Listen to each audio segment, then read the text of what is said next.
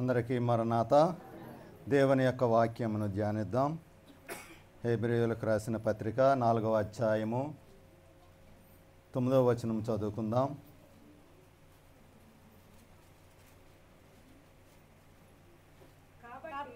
కాబట్టి దేవుని ప్రజలకు విశ్రాంతి నిలిచి ఉన్నది. చాలండి. కాబట్టి దేవుని ప్రజలకు విశ్రాంతి నిలిచి ఉన్నది అంటే భారము బాపే ప్రభువు మనకు ఉన్నాడు.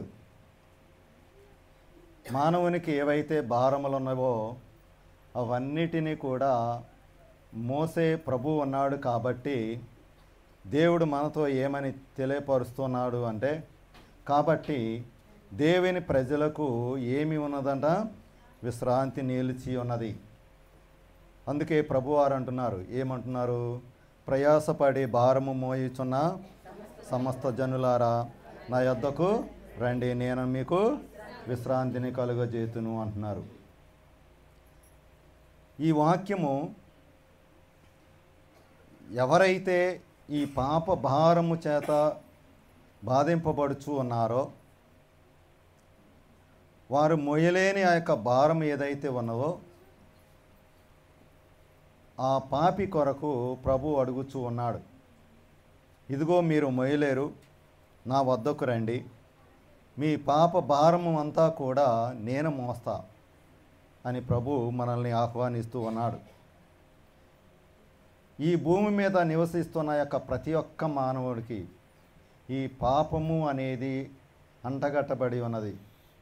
ఎందుచేతనంటే ఆది మానవులైన ఆదాము అవ్వలు కూడా వారు జన్మించినప్పుడు ఈ భూమి మీదకి వచ్చినప్పుడు వారు వస్తూనే పాపమును మూట కట్టుకుని వచ్చి ఉన్నారు. వారి ద్వారా ఈ భూమి మీద ఇంకా ఎవరు జన్మిస్తారో వారందరూ కూడా ఈ పాపమును పంచుకొని ఉన్నారు. కాబట్టి ప్రతి ఒక్క మానవునిలో ఈ పాపపు ఆలోచనలు, పాపపు కార్యములు, పాపపు క్రియలు ఉన్నవి. కనుక నాలో పాపము లేదు అని చెప్పడానికి ఏ ఒక్క మానవుడు కూడా లేడు. కనుకే దేవుని మాట ఏం తెలియపరుస్తుంది అంటే, ఏ భేదము లేదు, అందరూ పాపము చేసి దేవుడు అనుగ్రహించు దేన్ని పోగొట్టుకుంటున్నారంటండి?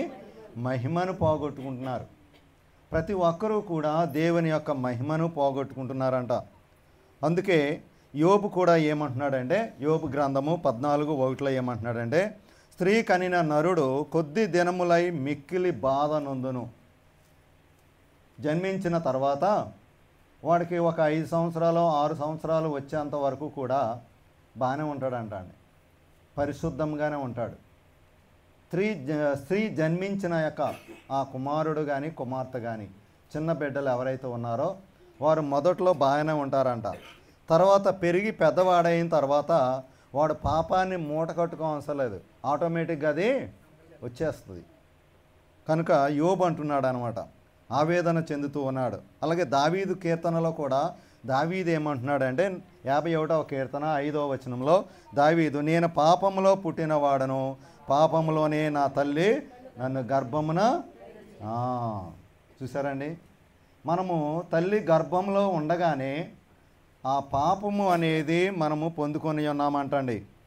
కనుక ఇక్కడ ప్రతి ఒక్క మానవుడు, ఈ లోకంలో జీవించే ప్రతి ఒక్క మానవుడు కూడా ఆ పాప భారము ఏదైతే ఉందో అది మీ బదులుగా నేను మోసి నేను మిమ్మలను విముక్తులుగా చేస్తా అని యేసుక్రీస్తు ప్రభువారు ఆహ్వానిస్తూ ఉన్నారు. కొంతమంది ఆయన దగ్గరికి వస్తారు, అయ్యా ఇదిగో నేను మోయలేను, నువ్వు మోయ్ అని చెప్పి ఆయనకు అప్పచెప్పేసి మనం విశ్రాంతి తీసుకోవచ్చు. కానీ కొంతమంది నువ్వేంటి మోసేది, నేను మోసుకుంటా అని చెప్పి ఆయన దగ్గరికి రాకోకుండా మరి ఆ పాప భారములు వారు మోస్తూ మరి మధ్యలోనే వెళ్ళిపోతారు. దేవుని యొక్క మాట ఏమని పలుకుచూ ఉన్నది అంటే, యెషయా గ్రంథము 1వ అధ్యాయము 4వ వచనంలో, పాపిష్టు జనమ, దుష్టభరితమైన ప్రజలారా, దుష్ట సంతానమా, చెరుపు చేయు పిల్లలారా, మీకు శ్రమ, వారు యెహోవాను విసర్జించి ఉన్నారు, ఇజ్రాయేల్ యొక్క పరిశుద్ధ దేవుని దూషింతురు, ఆయనను విడిచి తొలగిపోయి ఉన్నారు. ఇది ఎవరి గురించి అంటే దేవుని యొద్దకు రాని వారి గురించి. వచ్చిన తర్వాత కూడా వారి యొక్క పాప భారమును విడిచిపెట్టుకోకుండా, దేవునికి అప్పచెప్పుకోకుండా వారు ఇంకనూ దానిలో నిమగ్నమై ఉన్న వారి కొరకు ఈ మాట పలుకుచూ ఉన్నారు. కనుక ఈ పాప భారము అన్నది చాలా కఠినమైనది, భయంకరమైనది. దీనికి విముక్తి ఒకే ఒకటి. ఎవరి ద్వారా వస్తుంది అంటే మన ప్రభు అయిన యేసు క్రీస్తు ప్రభు వారి ద్వారానే మాత్రమే విముక్తులము అవుతాం. కనుక ఈ భూమి మీద మనము జీవించినంత కాలము కూడా ఒకటి కాదు, ఏదో ఒక విధముగా ఈ పాపము అనేది అంటగట్టబడుతూ ఉన్నది. కనుక ఆ పాపము నుండి విముక్తి పొందాలి అంటే మనము ఎవరి దగ్గరికి రావాలి అంటే ప్రభు అయిన యేసు క్రీస్తు ప్రభువారి దగ్గరికి రావాలి. అందుకే మత్తయి సువార్తలో ప్రభువారే స్వయంగా పలుకుచూ ఉన్నారు. 11వ అధ్యాయము 29వ వచనంలో ఏమంటున్నారు అంటే, నేను సాత్వికుడను, దీన మనసు గలవాడను గనుక మీ మీద నా కాడి ఎత్తుకొని నా యొద్ద నేర్చుకొనడి, అప్పుడు మీ ప్రాణములకు విశ్రాంతి దొరుకును. ఎలా అనగా నా కాడి సులువుగాను నా భారము తేలికగాను ఉన్నవి. మనల్ని ప్రాధాయపడుతున్నాడు ప్రభువారు. రండిరా బాబు, నేను మీకు చెప్తున్నాను, మీరు వింటలేదు. నా కాడి ఎలా ఉంది? చాలా సులువుగా ఉంది, మీకు భారం అనిపించదు. నా వద్దకు రండి అని ఆయన బ్రతిమలాడుచున్నా సరే మనం ఏం చేస్తున్నాము అంటే ఆయన దగ్గరికి రావట్లేదు. ప్రభు యొక్క భారం ఎలా ఉంటుంది అంటే ఆయన భుజం మీద ఎన్ని పాపాలు పెట్టినా సరే ఆయనకి సులువుగానే ఉంటుందంట. మనం విశ్రాంతిని పొందవచ్చు, రెస్ట్ తీసుకోవచ్చు. మన బదులు ఆయన భరిస్తాను అంటున్నారు. ఈ పాప భారము అనేది నేను భరిస్తాను అంటున్నారు. ఎందుచేతనంటే మనం ఎప్పుడైతే ప్రభువుకి అప్పచెప్పామో, మనం ప్రభు యొద్దకు వచ్చి ఉన్నామో, ఆ భారము అనేది మనకు ఉండదు. అది ఎలా ఉంటుందంటే సులువుగాను తేలికగా ఉంటుందంట, విశ్రాంతి వస్తుంది. మరి ఈ పాప భారము అనేది ఎప్పుడైతే ప్రభు యొద్దకు వచ్చి మనం అప్పగించామో మనకి శాశ్వతమైన విముక్తి అనేది వస్తుందంట. కానీ ఈ భూలోకంలో ఈ శాశ్వతమైన విముక్తి అనేది ఉండదు.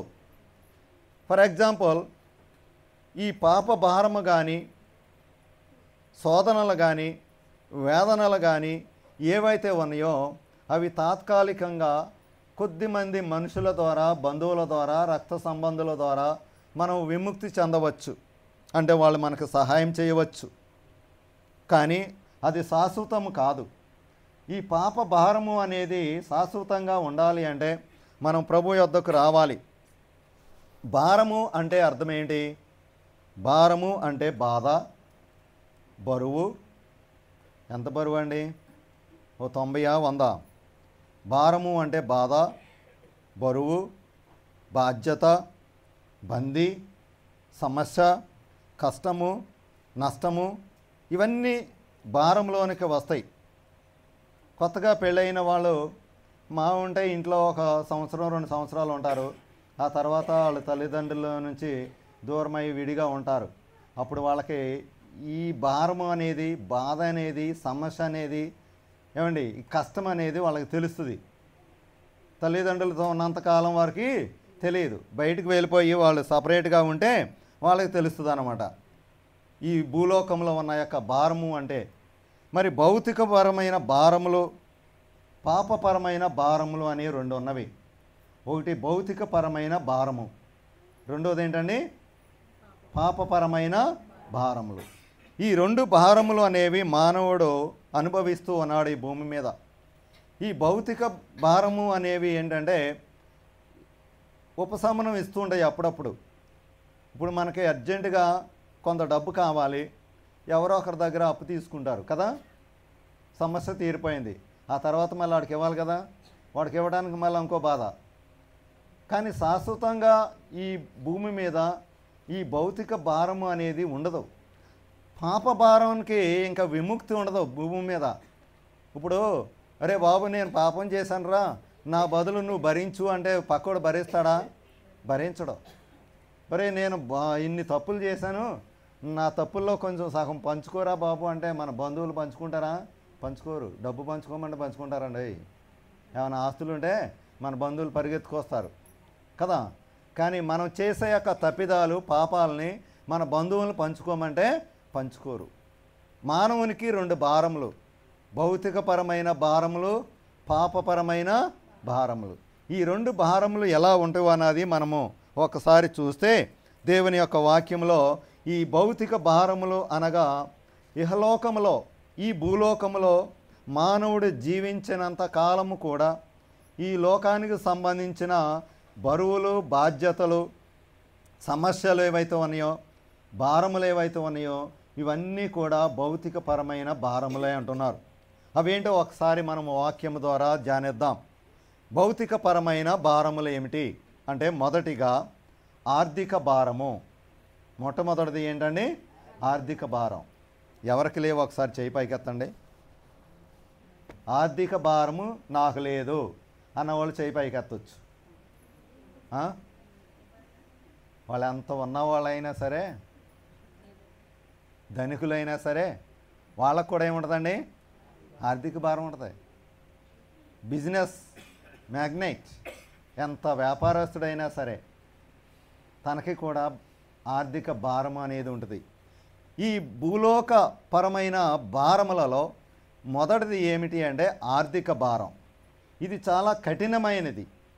సృష్టిలో ఏ జీవికి కూడా ఇంత భయంకరమైన ఆర్థిక భారము ఉండదు.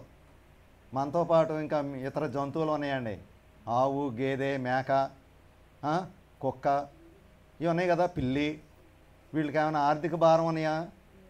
ఏమైనా ఒకరికొకరు వెళ్ళి అక్క ఒక 10 రూపాయలు అప్పేవా అని అడుగుతాయా? ఓ పిల్లి ఇంకో పిల్లి దగ్గరికి వెళ్ళి అడగవు. మనం అయితే అడుగుతాం కదా, నాకు ఒక 500 కావాలి ఇస్తావా అని మనం అడుగుతాం. అంటే ఈ భూమి మీద జీవించే యొక్క జీవులలో కేవలం మానవునికి మాత్రమే ఈ ఆర్థిక భారము అనేది కలిగి ఉంది. అంతేకాకుండా చాలామంది అనుకుంటారు ఈ ఆర్థిక భారము అనేది కేవలం పేదవారికి మాత్రమే ఉంటుంది, ధనికులకి ఉండదు అనుకుంటారు. ధనికులకి ఉంటుంది, కొంచెం పిసినారితనముగా ఉన్న వాళ్ళకి కూడా ఆర్థిక భారం ఎక్కువ ఉంటుంది. ఎందుచేతనంటే పేదవారి గారి కంటే పిసినారితనముగా ఉన్న వాళ్ళకి ఎక్కువ ఆర్థిక భారం ఉంటుంది. ఎందుకు అంటే వాళ్ళు డబ్బు ఖర్చు పెట్టకోకుండా దాచుకోవడం వల్ల మరి భూమి మీద మనం ఉపయోగించవలసిన ఏవైతే ఉన్నాయో, అవసరతలు ఏవైతే ఉన్నాయో ఆ అవసరతలు మరి వారు వాడుకోవాలి అంటే డబ్బు కావాలి. అంటే వారు కూడా పేదరికంలో జీవిస్తున్నట్టే లెక్క. అలాగే ధనికుడు కూడా ఏం చేస్తాడు అంటే వాడి యొక్క వ్యాపారమును కానీ ఇంకా వాడు చేసే యొక్క ఇతర పనులు కానీ ఏవైతే ఉన్నాయో ఆ ధనికుడు వాడికి ఇంకా అత్యాశ ఎక్కువగా ఉంటుంది, ఆశ ఎక్కువగా ఉంటుంది అన్నమాట. నేనేమైనా సరే నా యొక్క వ్యాపారమును, నా బిజినెస్ని ఇంకా పెద్దది చేయాలి అని వాడు ఏం చేస్తాడంటే అప్పులు చేస్తాడండి, లోన్లు తీసుకుంటాడు. వాడికి కూడా ధనవంతుడికి కూడా ఏముంటుంది అంటే ఆర్థిక భారము అనేది ఉంటుంది. కానీ ఈ ఆర్థిక భారము ఉన్న వారందరిలో సహజంగా ఉండేది ఎవరికి అంటే పేదవాడికి. కామన్ థింగ్ అన్నమాట. పేదవాడికి ఆర్థిక భారం ఎలా అంటే కామన్ థింగ్.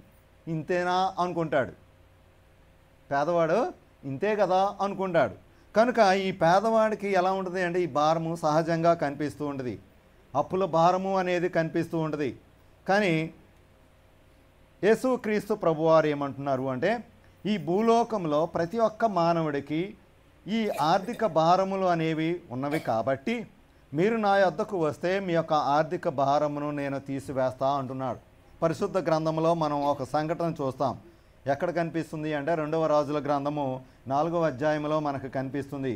ఎలీషా ప్రవక్త శిష్యులలో ఒక శిష్యుని యొక్క భార్య మరియు 2 కుమారులు తను అప్పులు చేసి మరణించినప్పుడు ఆ విధవరాలు మరియు 2 కుమారులు అప్పుల చేత ఆ కుమారులని బానిసలుగా తీసుకుని వెళ్ళే సమయంలో అక్కడ ఎలీషా ప్రవక్త మరి వారిని విడిపించాడు. దేవుని యొక్క అనుగ్రహము ద్వారా దేవుడు ఈ ఎలీషా ప్రవక్త ద్వారా ఈ ఆర్థిక భారము నుండి విముక్తులను చేశాడు ఆయన. మనం పరిశుద్ధ గ్రంథంలో చూస్తూ ఉన్నాం.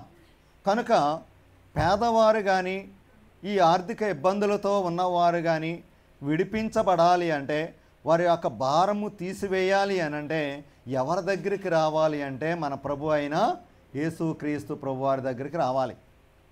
ఇంకా ఎవరి వల్ల కాదు. ఎవరి దగ్గరన్నా మనం తీసుకుని మన భారాన్ని తగ్గించి ఒక నెల 2 నెలలో ఇస్తాను అన్నాం అనుకో, ఆ నెల 2 నెలలు దాటినాయి అనుకోండి, ముందు బాగానే ఉంటుంది.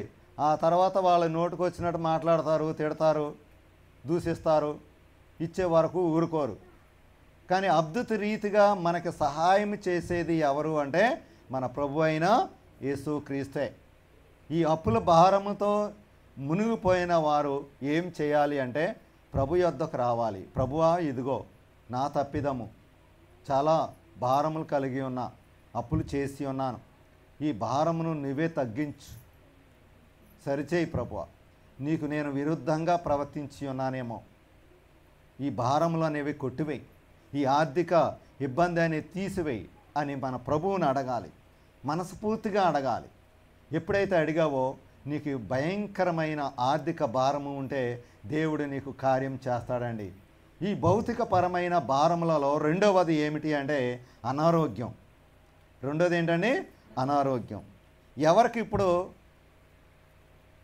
రొంప లేదు, దగ్గు లేదు, జ్వరం లేదు, ఒళ్ళిప్పులు లేవు, బీపీ లేదు, షుగర్ లేదు అండి. షుగర్ అండి, మనం కొడి దగ్గర తెచ్చుకునే షుగర్ కాదు, మన బాడీలో షుగరు. ఎవరికి ఇవి లేవు అంటే సహజంగా ప్రతి ఒక్కరికి కూడా అనారోగ్యాలు వచ్చేస్తూ ఉన్నాయి. మరి ఈ అనారోగ్యాలు ఊరికనే వస్తున్నాయా అంటే, ఈ భూమి మీద మనం అటు ఇటు తిరిగేసి ఏమండి ఎక్కడ పెడితే అక్కడికి అలా వెళ్ళిపోయి వాతావరణం అనుకూలించక కొన్ని వచ్చే రోగాలు ఉన్నాయి. కొన్ని దేవునికి విరుద్ధంగా ప్రవర్తించినప్పుడు కూడా వచ్చే రోగాలు కూడా ఉన్నాయి అంటండి. సహజంగా వచ్చే రోగాలు ఉన్నాయి, అనారోగ్యాలు ఉన్నాయి. ఈ దగ్గు, రొంప ఇవన్నీ సహజం, వాతావరణాన్ని బట్టి వచ్చేవి. కొన్ని దేవునికి విరుద్ధంగా ఆయన ఆజ్ఞను అతిక్రమించినప్పుడు, మనం పాటించినప్పుడు అనారోగ్యములు వస్తవి, శిక్ష అనేది అనుభవించవలసి వస్తుందంట. ఈ అనారోగ్యము వచ్చే ముందు మనము ఒక్కసారి ఆలోచించుకోవాలి, మనం దేవునికి విరుద్ధంగా ఏమైనా ప్రవర్తిస్తున్నామా? చూడండి, ఒక మాట ఉంది, ఏమిటి అది? పాపము వలన వచ్చు జీతము మరణం. వెంటనే బడేలు మని చనిపోయాడనుకో, వాడికి ఏ హార్ట్ అటాక్ వచ్చిందో అనుకుందాం. హార్ట్ అటాక్ కూడా ఎలా వస్తుందంటే ఏదో లోపం ఉంటేనే వస్తుంది కదా. ఈ మధ్య అందరూ 2 డేస్ వ్యాక్సిన్లు వేయించుకున్నట్టుకున్నారు కదా. కోవాక్సిన్ వేయించుకున్న వాళ్ళకే కొంచెం ప్రమాదం అని వచ్చింది కదా. కర్మ కొద్దీ ప్రతి ఒక్కరికి బలవంతకరంగా వేశారు. ఇవి వేసిన తర్వాత బలంగా ఉన్న వాళ్ళందరూ కూడా ఏమైపోయారంటే బలహీనులు అయిపోయారు. ఏదో ఒక సమస్య వచ్చేస్తూనే ఉంది ఈ వ్యాక్సిన్లు వేయించుకున్న తర్వాత. కానీ ఈ సహజం ఇవి. కానీ కావాలని చెప్పి ఈ భూమి మీద మనం చేసే యొక్క పాపము వలన కూడా ఏమి సంభవిస్తుంది అంటే మరణము సంభవిస్తుందంట. ఈ మరణానికి ముందు ఏమి వస్తుందంటే రోగములు వస్తవి, శిక్ష అనుభవించవలసి వస్తుందంట. కనుక ఈ భూమి పరమైన, ఈ భౌతిక పరమైన ఈ భూలోకంలో మనం జీవించినంత కాలము కూడా ఏదో ఒక రోగము అనేది మనము పొందుకుని ఉంటాం. కానీ కొన్ని మన తప్పిదముల వల్ల వచ్చే రోగాలు కూడా ఉంటవి అని దేవుని యొక్క వాక్యము తెలియపరుస్తూ ఉంది. కనుక మనం ఎలా ఉండాలి అంటే దేవునికి విరుద్ధంగా ప్రవర్తించకూడదు, దేవుని ఆజ్ఞలను పాటించాలి. ఆనాడు ఇజ్రాయేల్ యొక్క ప్రజలు ఐగుప్తు దేశంలో బానిసలుగా ఉన్నప్పుడు దేవుడు వారికి ఒక వాగ్దానం ఇచ్చాడండి. ఏమని వాగ్దానం ఇచ్చాడో తెలుసండి? నిర్గమకాండము 15వ అధ్యాయము 26వ వచనంలో చూడండి. నిర్గమకాండము 15వ అధ్యాయము 26వ వచనంలో ఏమనుంది? మీ దేవుడైన యెహోవా వాక్కును శ్రద్ధగా విని ఆయన దృష్టికి న్యాయమైనది చేసి ఆయన ఆజ్ఞలకు విధేయులై ఆయన కట్టడలన్నిటిని అనుసరించి నడిచిన ఎడల నేను ఐగుప్తులకు కలుగజేసిన రోగములలో ఏదియు మీకు రానియను. చూసారండి, ఐగుప్తులకు కలుగజేసిన యొక్క రోగములలో. అప్పుడు దేవుడు ఇజ్రాయేల్ యొక్క ప్రజలను విడిపించడానికి, బానిసత్వమును విడిపించడానికి ఐగుప్తుల యొక్క ప్రజలకి ఎన్ని రోగాలు ఇచ్చాడండి? చెప్పాలి మీరు. ఎన్ని రోగాలు? 10 రకాల రోగాలు. ఎన్ని రోగాలన్నీ? 10 రకాల రోగాలను ఇచ్చాడు. ఆ 10 రకాల రోగాలలో మీకు ఏ ఒక్కటి రాదు అని దేవుడు ఆ రోజు ఇజ్రాయేల్ యొక్క ప్రజలకి, దేవుని యొక్క ప్రజలకి వాగ్దానం ఇచ్చాడండి. ఈరోజు కూడా మనకి కూడా వాగ్దానం ఇస్తూ ఉన్నాడు. ఏమని వాగ్దానం ఇస్తున్నాడో, మీరు దేవుని యొక్క ఆజ్ఞలను పాటించినట్లయితే, దేవుని యొక్క మాటను వినినట్టయితే, ఆయన నిబంధనను మేరకోకుండా మీరు అనుసరించినట్లయితే, ఈ భూలోకములో కలుగు యొక్క రోగములలో ఏ రోగము మీకు కలుగ చేయను, అతి భయంకరమైన రోగము మీకు కలుగ చేయను అని ప్రభువు మనకి వాగ్దానం చేస్తున్నాడండి. ఇది రెండవది, భూ సంబంధమైన పరమైన యొక్క రోగము. మూడవది, ఇది కూడా కొంచెం బాధాకరమైనది. అది ఏమిటి అంటే సంతానలేమి. ఏ లేమి అండి? సంతానలేమి అనే యొక్క భారము. అంటే పిల్లలు కలుగ చేయకోకుండా, పిల్లలు లేకోకుండా ఉన్నవారు, ఇలా సంతానము లేదు అని చాలామంది బాధపడుతూ ఉంటారు, అవమానపడుతూ ఉంటారు, ఆవేదన చెందుతూ ఉంటారు, బహు విచారముతో ఉంటారండి వీళ్ళు. ఈ విషయంలో చూస్తే సంతానలేమి అనే యొక్క భారము అనే యొక్క విచారంలో చూస్తే పరిశుద్ధ గ్రంథంలో 8 మందిని చూపిస్తూ ఉన్నారు. వారిలో ఒకరిని ఉదాహరణగా చూస్తే, మరి యాకోబు యొక్క ఒక భార్య అయిన ఆమె చూడండి, రాహేలు. ముందుగా ఈమె సంతానం లేదు.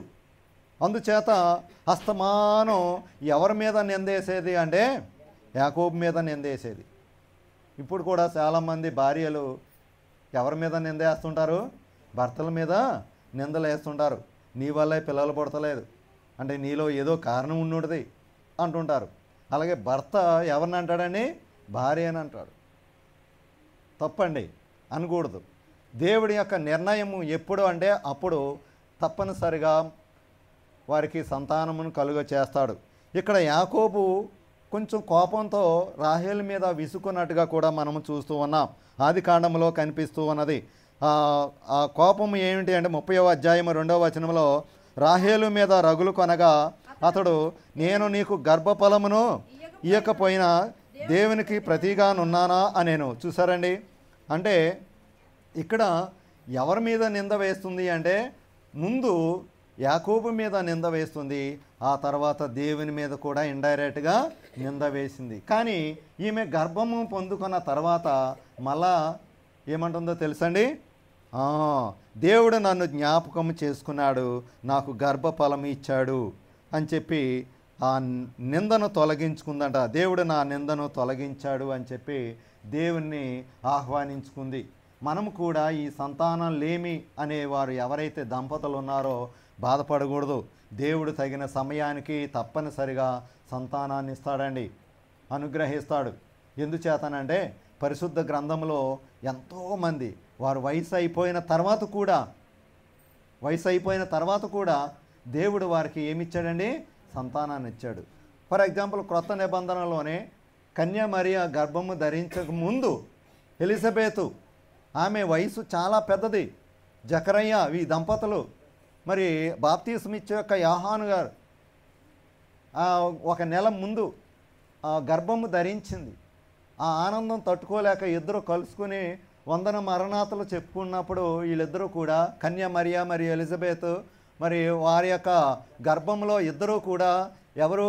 బాప్తీసం ఇచ్చే యొక్క యోహాను గారు మరియు యేసుక్రీస్తు ప్రభువారు ఒకరినొకరు సంభాషించుకున్నట్టుగా మనం చూస్తూ ఉన్నాం. ఈ యోహాను గారు అయితే ఆనందం తట్టుకోలేక ఆమె గర్భంలో ఏమి వేశాడండి? గంతులు వేసినట్టుగా మనం చూస్తూ ఉన్నాం. కనుక భూలోకంలో 3వ భారము ఏమిటి అంటే సంతానలేమి అనే భారం.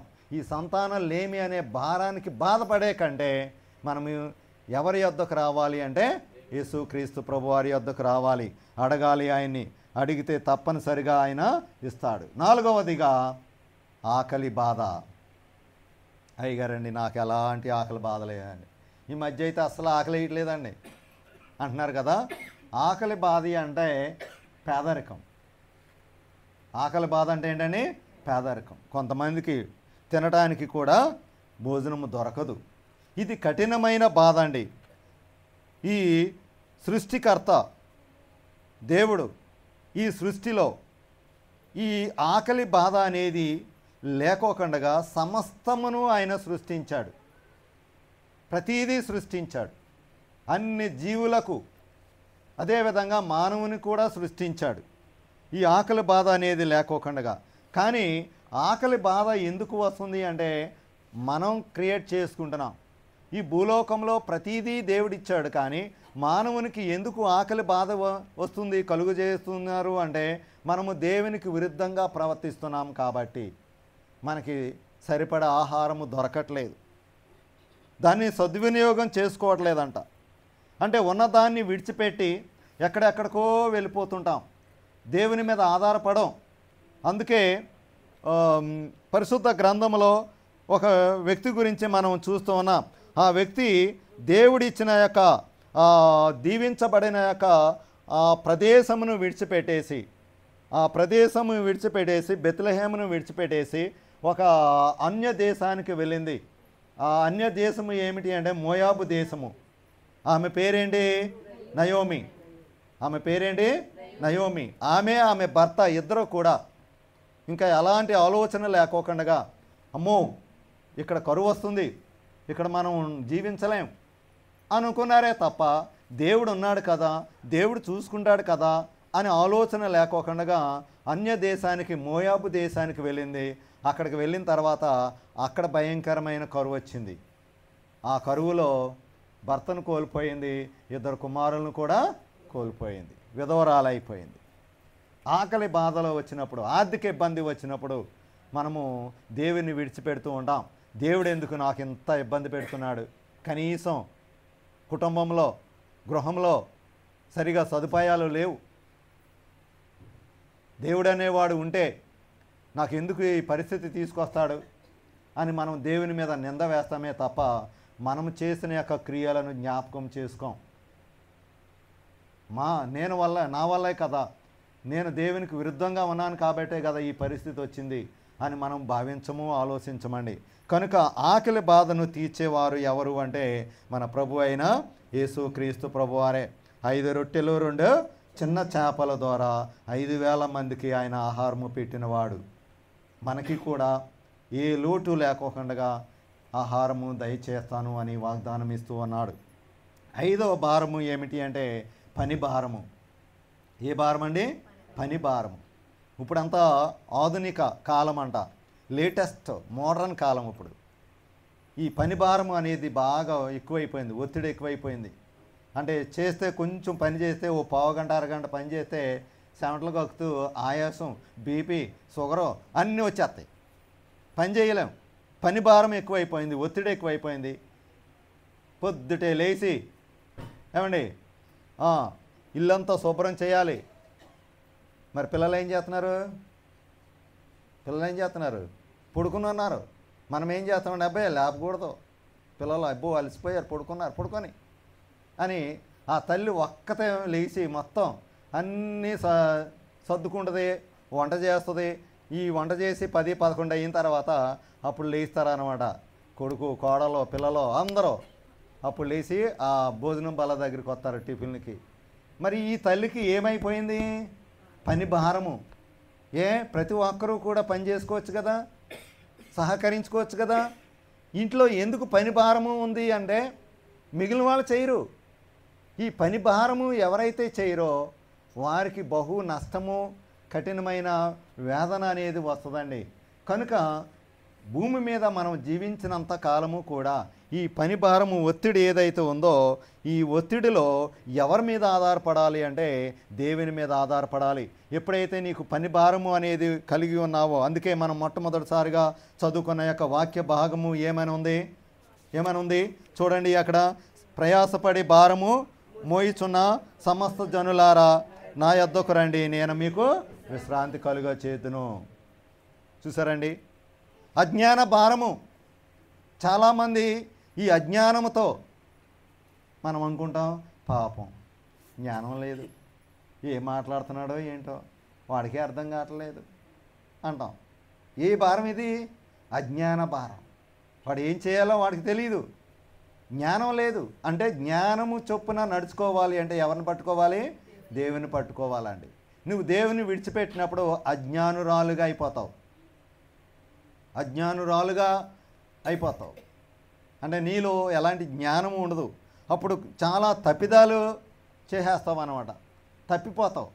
నువ్వు ఎప్పుడైతే దేవుని యందు నిలిచి ఉన్నావో నీకు దేవుడు జ్ఞానాన్ని ఇస్తాడు. ప్రతిదీ కూడా నువ్వు దేవుని ద్వారా నడుచుకోవాలి అని దేవుని యొక్క మాట పలుకుచూ ఉన్నది. సొలొమోను రాజు ఏమి అడిగాడండి? జ్ఞానం ఇమ్మని అడిగాడు. దేవుడు ఒకటి అడిగితే 3 ఇచ్చాడు. ఒకటి అడిగితే సొలొమోను రాజుకి ఏమి ఇచ్చాడండి? విస్తారమైన జ్ఞానాన్ని ఇచ్చాడు, సంపదనిచ్చాడు, ఆస్తిపాస్తులు ఇచ్చాడండి. ఏమండి? మూడవది ఏమిటి అంటే ఆయుష్నిచ్చాడు. ఏమిచ్చాడు దేవుడు? ఆయుష్నిచ్చాడు, ఆరోగ్యాన్ని ఇచ్చాడండి. అడిగింది ఒకటే సొలొమోను రాజు, కానీ దేవుడు రెట్టింపు ఇచ్చాడండి. మనము కూడా అజ్ఞానులమై ఉండకోకుండా, అజ్ఞానులాగా ప్రవర్తించుకోకుండా జ్ఞానముతో కలిగి ఉండాలి అంటే దేవుని యొక్క వాక్యము ద్వారా మనము నడుచుకోవాలండి.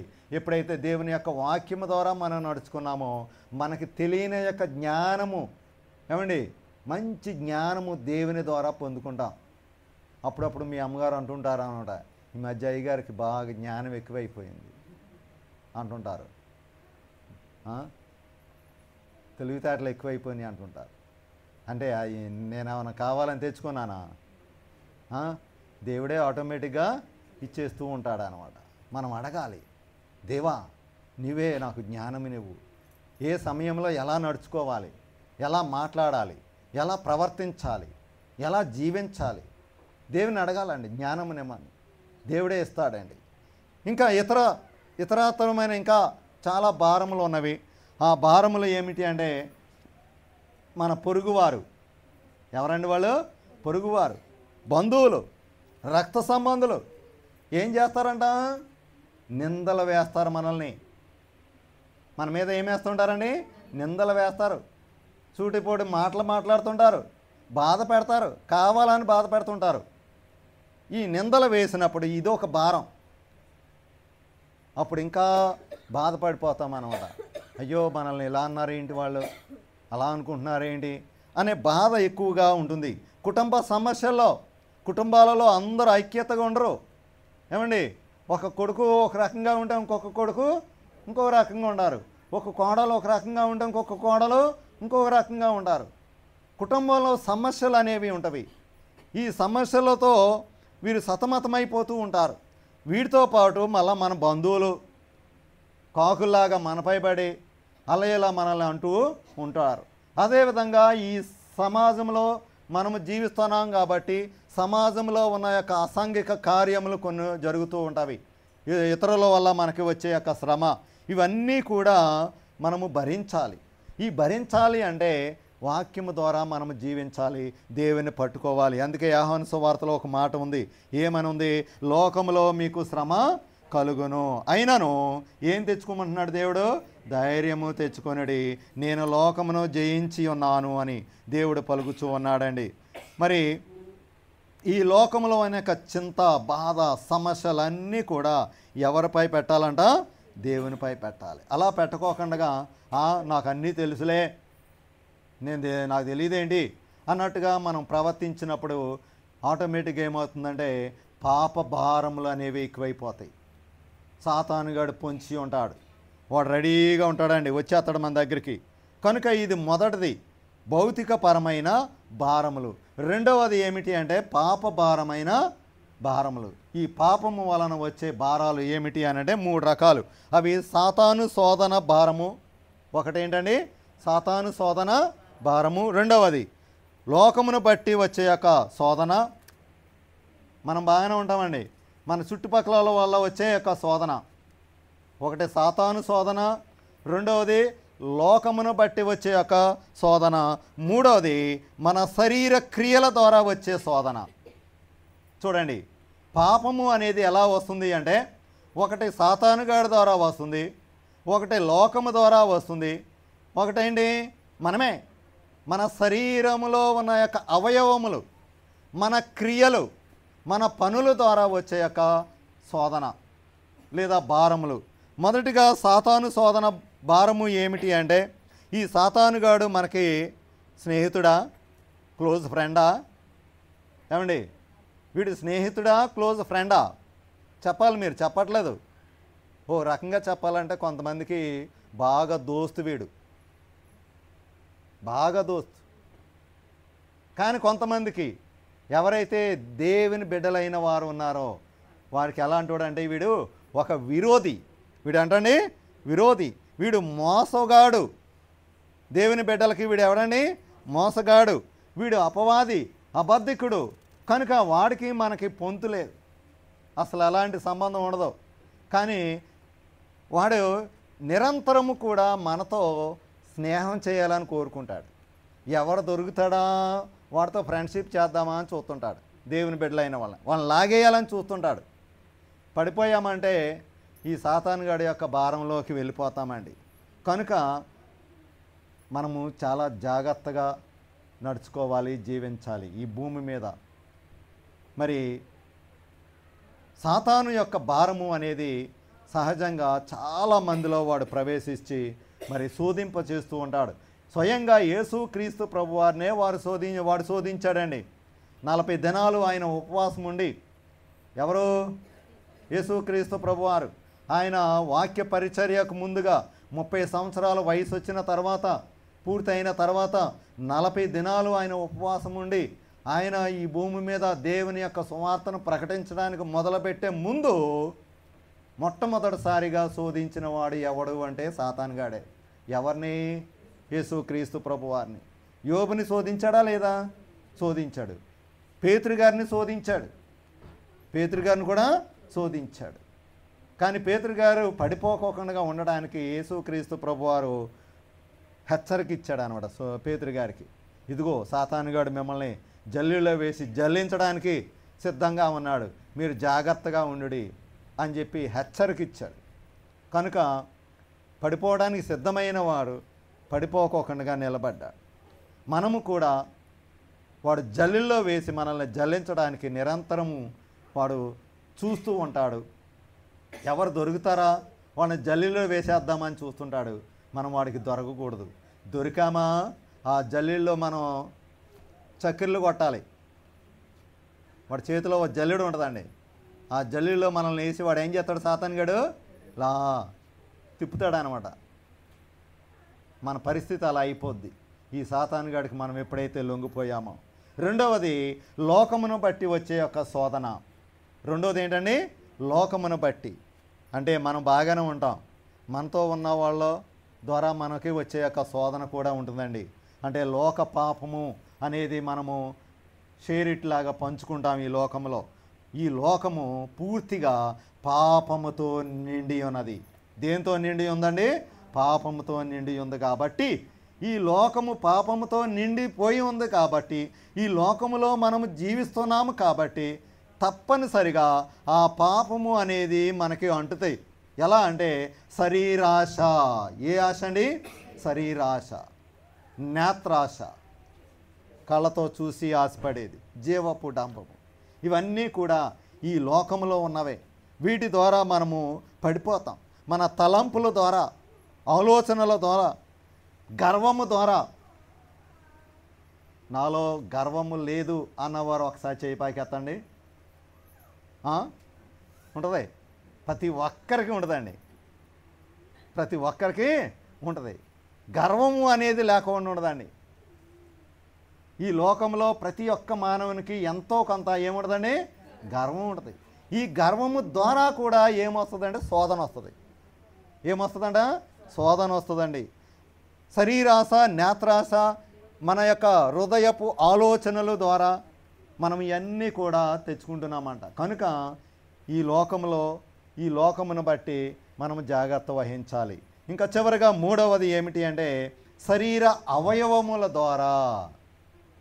వీటి ద్వారా అంటేనే శరీర అవయవములు. ఆ శరీర అవయవములు ఏంటి? మనకి బయట కనిపించేవి ముక్కు, నోరు, కళ్ళు, చెవులు, ఏమండి, చేతులు, కాళ్ళు, ఇవే కదా. ఇంకోటి కనపడదు అసలైంది, మన హృదయము. ఏంటది? హృదయము. హృదయము అన్నిటికంటే మోసకరమైనది. అది కనపడదు, అది కనపడింది అనుకో, మనం ఎక్కడికన్నా వెళ్ళేటప్పుడు ఏ పుల్లన్న పొడుచుకుందనుకో దాంట్లో జెండా పై కబిరాత్ వెళ్ళిపోతాం. కనుక మన హృదయానికి చాలా రక్షణ కవచం ఉందండి. ఏమండి, చాలా రక్షణ కవచం ఉంది. లోపల ఎముకలు ఉంటాయండి, దానిపైన హృదయానికి ఎముకలు ఉంటాయి. ఆ ఎముకల తర్వాత మళ్ళా కొంత నరాలు అవన్నీ కప్పేసి ఉంటాయి. డైరెక్ట్గా హృదయం కనపడదు, అలా దాక్కుని ఉంటుంది. ఆ దాక్కున్న హృదయమే అన్ని అవయవముల కంటే ఏంటండి భయంకరమైనది మరియు మోసకరమైనది. మన శరీర అవయవములను బట్టి మనకి శోధన వస్తుంది. మన కన్నులను బట్టి, మన చూపును బట్టి, మన చెవులను బట్టి వింటాం కదా, వినుటను బట్టి, నోటి ద్వారా మన మాటల ద్వారా శోధన తెచ్చుకుంటాం. ఇంకోటి ముఖ్యమైనది మనస్సు ద్వారా. దేని ద్వారా అంటని? మనస్సు ద్వారా శోధన తెచ్చుకుంటామండి. మన చేతల ద్వారా మనం చేసే పనులను బట్టి. ఏమండి, ఇంకోటి ఉందండి, మన కాళ్ళ ద్వారా కూడా. ఎక్కడ పడితే అక్కడికి నడిచేసామనుకోండి, అపవిత్రమైన స్థలాల్లోకి వెళ్ళిపోయామనుకోండి, కాళ్ళు ఉన్నాయి కదా అని నడిచేసామనుకోండి, ఏమొస్తుంది? శోధన వస్తుందండి. శరీరంలో ప్రతి ఒక్క అవయవము ద్వారా మనము ఏమి తెచ్చుకుంటున్నాము అంటే శోధన తెచ్చుకుంటున్నాం, పాపమును తెచ్చుకుంటున్నామండి. అందుకే అపోస్తుడైన పౌలు గారు రోమాపత్రికలో ఏమంటున్నారంటే, అయ్యో నేనెంత దౌర్భాగ్యుడను అంటున్నాడు. రోమాపత్రిక 7వ అధ్యాయంలో 14వ వచనంలో అపోస్తుడైన పౌలు గారు ఏమంటున్నారంటే, అయ్యో నేనెంత దౌర్భాగ్యుడను, ఇట్టి మరణముకు లోనగు శరీరము నుండి నన్నెవడు విడిపించును. దేని గురించి మాట్లాడుతున్నాడు ఈయన? శరీరము గురించి మాట్లాడుతున్నాడు. ఏమండి, ఇట్టి దేనికి లోనైపోతున్నామంట? మనం శరీరానికి లోనైపోతున్నాం. ఈ లోనైపోయాక శరీరాన్ని నుండి నన్ను ఎవరు కాపాడతారు అని ఆవేదన చెందుతున్నాడు అపోస్తుడైన పౌలు గారు. కనుక మనుషులు వారి యొక్క సొంత ఆలోచన ద్వారా, సొంత జ్ఞానము ద్వారా వెంటనే పాపంలో పడిపోతారండి. కానీ మనకు యేసుక్రీస్తు ప్రభువారు నూతన జన్మ ఇచ్చి ఉన్నారు. ఈ నూతన జన్మను మనం జాగ్రత్తగా కాపాడుకోవాలి. ఎందుకంటే తన భక్తుల ప్రవక్తను ఆయన విడిచిపెట్టడు, నిరంతరము ఆయన కాస్తాడంటండి. ఎవరైతే దేవుని బిడ్డలైన వారు ఉన్నారో, ఒకవేళ వారు ఒక్కొక్కసారి శోధనలో పడిపోయినప్పుడు, ఈ భారములు అనేవి వారికి పొంచి వచ్చినప్పుడు కానీ, మరి ఇతరుల ద్వారా వీరికి శోధన వచ్చినప్పుడు కానీ, వారు దేవుని బిడ్డలై ఉన్నప్పుడు వారిని విడిచిపెట్టడంట దేవుడు, వారిని కాపాడుతాడు. కానీ మనము హృదయంలో ఏమి ఉండాలి అంటే దేవుని యొక్క వాక్యము నిరంతరము ఉంచుకోవాలండి. దేవుణ్ణి ఉంచుకోవాలి, ఇంకెవ్వరు ఉండకూడదు మన హృదయంలో. మన హృదయంలో ఎవరు ఉండాలండి? దేవుడు మాత్రమే ఉండాలి. ఎప్పుడైతే దేవుడు మన హృదయంలో ఉన్నాడో, ఈ లోకములో తప్పనిసరిగా దేవుడే చెప్పాడు, ఈ లోకంలో మీకు శ్రమ కలుగును. ఆ శ్రమలో బోడని భారాలు ఉన్నాయి. అనారోగ్యం ఉంది, ఆర్థిక భారం ఉంది, ఏమండి, ఇంకా ఇతరాత్ర చాలా సమస్యలు ఉన్నవి, అవన్నీ ఉంటవి. కానీ నువ్వు నిలబడాలి, తట్టుకోవాలి అంటే వాక్యమును పట్టుకోవాలి, దేవుని విడిచిపెట్టకూడదు. నువ్వు దేవుని యందు నిలిచి ఉంటే ఎంత భయంకరమైన శోధన కానీ, భారములు కానీ, వేదన కానీ, సమస్యలు కానీ ఈ భూమి మీద వచ్చినప్పుడు వాటిని ఎదుర్కోవడానికి దేవుడు నీకు శక్తినిస్తాడు, జ్ఞానాన్ని ఇస్తాడు, బలాన్ని ఇస్తాడు, ఆయన మహిమను కూడా నీకు ఇస్తాడు. దేవుడు మిమ్మలను దీవించునుగాక. ఆమేన్. ప్రార్థన చేసుకుందామండి. మహాపరిశుద్ధుడు అయిన తండ్రి, వందనములు నాయన, స్తుతులు స్తోత్రములు. ఇదిగో నాయన, మా పాప భారములను నేను మోస్తాను, మీరు నా యొద్దకు రండి అన్నావు. విశ్రాంతి మీకు కలుగ చేస్తాను అని ఈనాడు నీవు మాతో మాట్లాడిన యొక్క మాటలను ఇప్పటి వరకు మేము విన్నాము తండ్రి. ఇదిగో నాయన, కూడి వచ్చిన ప్రతి ఒక్క బిడ్డలు వారి యొక్క కుటుంబంలో ఉన్న యొక్క భారములను కొట్టివేయి తండ్రి, శోధనలను తీసివేయి తండ్రి నాయన, ఆర్థిక భారములను కొట్టివేయి తండ్రి నాయన. బిడ్డలైన వారు తండ్రి నాయన ఏమైతే అడుగుచూ ఉన్నారో సంతానము లేమిని తీసివేసి సంతానమును దయచేయి తండ్రి. ఇంకా ఇతర సమస్యలు ఏవైతే ఉన్నాయో నాయన బిడ్డలకు ఇప్పుడే తండ్రి నాయన బిడ్డలను తండ్రి నాయన ఆశీర్వదించు నాయన.